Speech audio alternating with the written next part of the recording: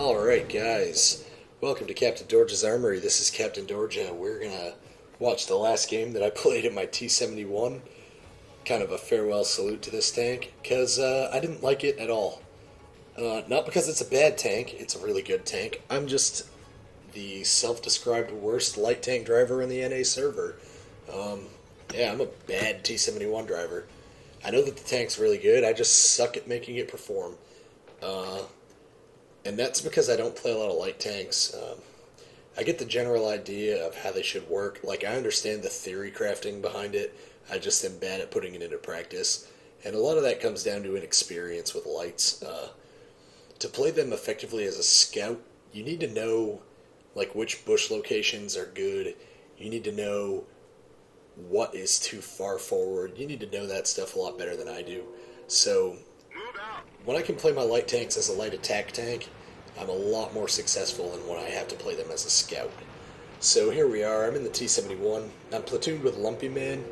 He's in his M44, Tier 6 American Artillery, and we're on a Sand River encounter. So right away, I want to get a look at the enemy's deployment, so I come up here to go for the early spots. And let's take a look at what we see here. We got a KV-5, we can see a Tiger, we see the enemy T71, and we can see the E25. So not a great early scouting run, but not terrible. So we kind of loop around again to see if we can get another couple of looks. Don't really see anything. And we pull back down for safety. Now we've gotten heavy assets up into this part of the map. It's time for us to get out of here. We're not going to do any more good up there, really. Anything that's going to be detected over there, those guys will see it themselves. And I'm not going to be doing any fighting right there. Just saw Lumpy Man put a huge hit onto that Yag Tiger, which is actually pretty impressive given the weak gun that the M44 has. For a Tier 6 artillery, that tank is not heavily armed. Now I saw that E25 headed up to the top here, and he's very much uncontested. So I'm coming to try and fight this guy, and I get a little bunged up on the terrain right here and do a nice little slide. And you can see that even though this tank is very fast and has a very powerful engine, a cliff is just not something you can drive up. So we've got backup from the T44 now, but I still want to get rid of this E25. I'm afraid the E25 is going to kill Lumpy, and generally I don't like my platoon mates to die. And even though he's just a Tier 6 arty and we have two big Tier 8 arties, I do like keeping my team's artillery alive. I may not enjoy getting hit by arty, but I understand that one or two artillery is definitely a valuable part of the game.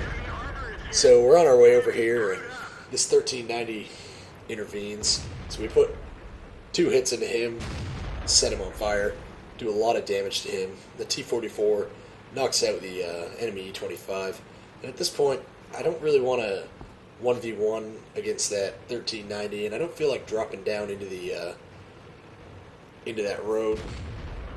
So I leave the T44 to deal with the 1390, and I decide to go try and actually do some scouting.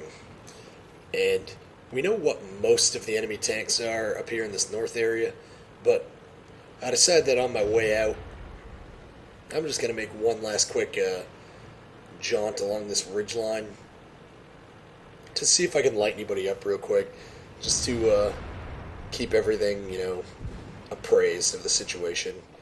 And it looks like we're going to stop and shoot at the 1390 a little bit more, and, no hits on him. He puts another shot into us, so we're down to just 364 health. That's not very much at all. I see that Tiger over there, he's pretty weak, but to kill him, I would risk certain death. And the enemy Lorraine just took the Tiger out anyway, or the friendly Lorraine artillery, rather, just took out the Tiger, so it doesn't matter. So, like I said, we're going to mosey on down to the south here and see if we can help these guys out by doing a little detection for them. Also, the enemy team have a couple of their own big arty, and it looks like almost all of their assets are north. So, with just a KV-3 and a KV-5, and a T71 down in the south, I'm thinking I might be able to break through the south, get into their artillery park, and really do some damage. I was afraid I was going to ramp off that lump right there, so I had to come to a nice, basically a stop, but it turned out to not be a problem. And unfortunately for me, it looks like we're really in trouble down south. We got nothing left but a 112, and he's under heavy duress. He's got a KV-3 and a T71 on his flank, and he has a Tiger 2 and a KV-5 pressing him from the front. So he's in a very bad situation. I see the T71 right there. Gonna engage him. Of course, we're reloading my clip with heat because I thought I was going to be engaging a KV-3. So I'm wasting heat shells on a T71 right there. That's pretty depressing. Because they're surprisingly expensive in this tank. Since with heat, this tank is heinously overpowered. When you put heat in this tank, it has way too much firepower. So I considered going after the KV-3, but then I decided that was a terrible, terrible idea. Because really, I can't even take on average one hit from that KV-3. So our WZ-131 thinks it's a great idea to go attack that guy, and I'm much more partial to trying to stay alive. So I decided not to drive into a crossfire between two powerful heavy tanks, and I am going to exercise the better part of valor and make an escape. At least that's what I want to do, but this KV-3 has other plans for me, and we are very lucky to survive that. He knocked our engine out, but he had a low damage roll, 340 damage, so we survive on only 24 health. And just trying to get the trying to get the ridgeline between the KV-3 and myself as we make good our escape. You can see enemy artillery coming down at us, but he missed. So we're gonna head north now. It's looking like almost all the enemy's heavy assets are now south. We know the 1390, the Tiger 2, and the KV-3 are all south. So the only thing north to worry about is that T-34, and we have a pretty good idea where he is since he's spotted. So I feel pretty confident in my ability to break through in the north and hopefully run down their Tier 9 Batshad artillery and hopefully also get a kill on their Lorraine 51, who I just noticed is named Duke Nukem, which is kind of awesome. So yeah, we're going to go after Duke Nukem and his Batshad backup buddy, something like that. You can see our T-44 has dispatched the enemy T-34, so things are looking pretty good right now. The Tiger 2's capping, but he's basically screwed. And there's the enemy Batshad already got this guy dead to rights. We put one into him, put another one into him. He actually fired at the T-44, not at me. And I saw the Artie right there, but I just drove straight past him. And then we get a little rambunctious here, and we do something pretty dumb. We start poking the Artie. Well, he pokes back a little harder than we do. So we put one into him. He puts another one into us. And at this point, I'm expecting a 40-43 shell to just lance this guy out of the sky. You know, maybe a Lorraine 155 shell to just lance out of the sky and smoke this dude. But so far, that is yet to happen. Unfortunately, we've lost Lumpy Man. He's been killed. But he actually did really well in his M44. He did a lot of damage to their Jagdtiger, which was definitely, if he had done nothing else in that battle, just the damage he did to the Jagdtiger would have been worth it. So, here we go. We got our T-44 coming in, and boop, pretty soon he's going to put the kibosh onto that guy. And there we go. Enemy Artie's dead. It's just the KV-3. The KV-3 is actually in amongst our artillery. And I don't know if it'll let me switch. There we go.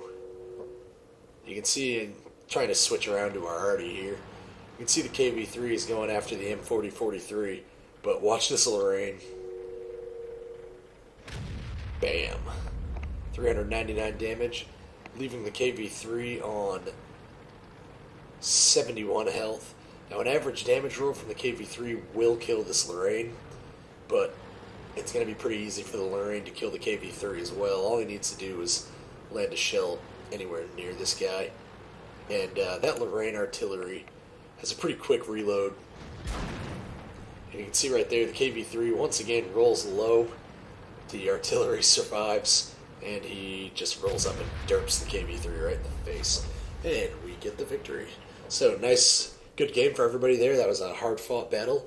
And let's take a look at the spoils. So 3 times experience for the first win of the day right there. So we managed to get 4,293, which isn't great, but it's not too bad either. And 36,046 credits. You can see the litany of destruction here. Not too bad. We actually did some detection. We got some spawning credit here. That's not bad at all. We did a little bit of damage to a few guys. A couple of crits. Pulled down the kill on that Batshad Arty. That's the tier 9 Batshad Arty, the one who doesn't have the autoloader. And you can see that Lumpy Man did 1,850 damage, which was the 3rd highest on our team. He just pulverized that Yag Tiger for the entire battle. And with an M44 to really mess up a Yag Tiger like that is no small matter, so props to him. Our Lorraine also had a great game, and so did our 4043. Out of our tanks, I actually came in 3rd in damage with a 1465. So our platoon did pretty good work on that match. The enemy Yag Tiger put out a lot of hurt, so did the KV-3 and the Batshad Arty. And after that, their Tiger 2 did alright, and everybody else had a moderate to bad showing. Yeah, so like I said with Lumpy and the Yag Tiger, he fired 14 shots and he hit direct hit with 7 of them and splashed with 4 more. So that's not too bad. That artillery piece is not a very potent vehicle. You can see here that we fired 12 shots, 8 hit. All of our hits penetrated. We received 3 hits in return. All 3 penetrated, and we were splashed once. So, yeah, we died pretty horribly. Only 1,300 detection and assistance, which, like I said, not great. But I'm also, like I said, self-admitted worst light tank driver, NA. So that's not a terrible showing for me. We managed a 9K profit. With the heat shells we fired an entire heat clip, or we fired at least 4 heat rounds, maybe an entire clip of 6, but they're very expensive. So it made our ammo resupply cost almost 20,000 credits. So if we were running a standard account, we actually would have lost money on that battle. Well, I know that wasn't anything special in the T71, but it was my last battle in it. And even though it's a really good tank, like I said, I just am horrible at it. It would definitely have helped when I tried to scout if I had 6th Sense on my crew, but I don't. They're not a very good crew. But anyway, guys, I hope you enjoyed that at least a little bit. I definitely enjoyed finishing my T71 and getting a T69. So you can look forward to some T69 action before too much longer. I have that tank fully upgraded, and it's really good. Totally balanced. That tank's not overpowered at all. Sarcasm. Anyway, guys, until next time, this is Captain Dorja, and just remember, you can never have enough big guns.